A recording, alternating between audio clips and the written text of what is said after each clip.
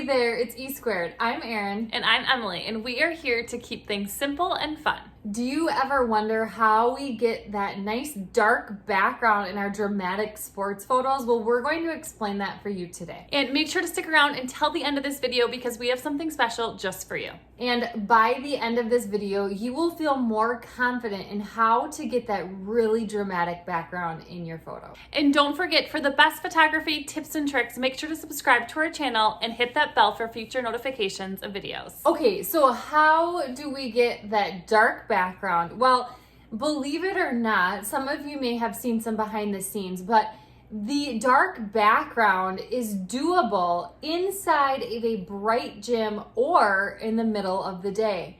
So if we take a look at some of these pictures here, this is an example of what the gym looks like. Most of the lights, all of the lights were probably on at that point, but all of the lights are on. It's a completely lit gym, and that's the photo on the right that we get as our end result. So a nice dark background.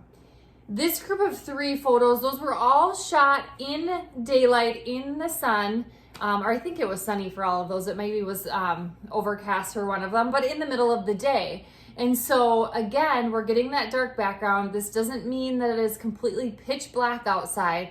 We are getting that dark background. So we're going to talk about how we get that. Okay, so when it comes to achieving that dark background that you're wanting to get, you need to really focus on using the correct camera settings. So one tip that we can give is you want to be shooting with the high f-stop number, like f8, f10, where you have less, and that's allowing less light to come into your lens. The lens is more closed, less light's going to come in. You're naturally going to get a darker image. Now, something else that you'll want to consider as far as your camera settings go is your ISO and what ISO you should shoot at. So just a reminder that your ISO is your camera's sensitivity to the light.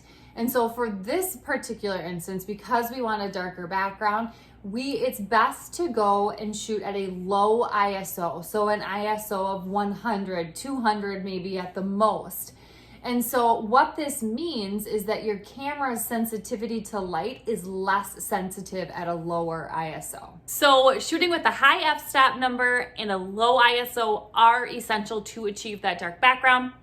You are also going to need strobes in order to achieve this. Now, you could go as little as just using 1 strobe to achieve that dark background or more. We actually use the Godox AD400s. We love them. They're super simple to use. We have 3 of them. We typically use anywhere from 1 to 3 in our images. Okay, so we hope that that video was helpful, and we wanted to let you know that in the description below, we have a link to a free download for you.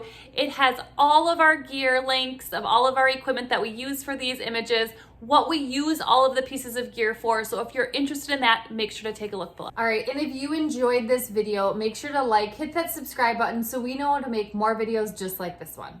And we will see you next time.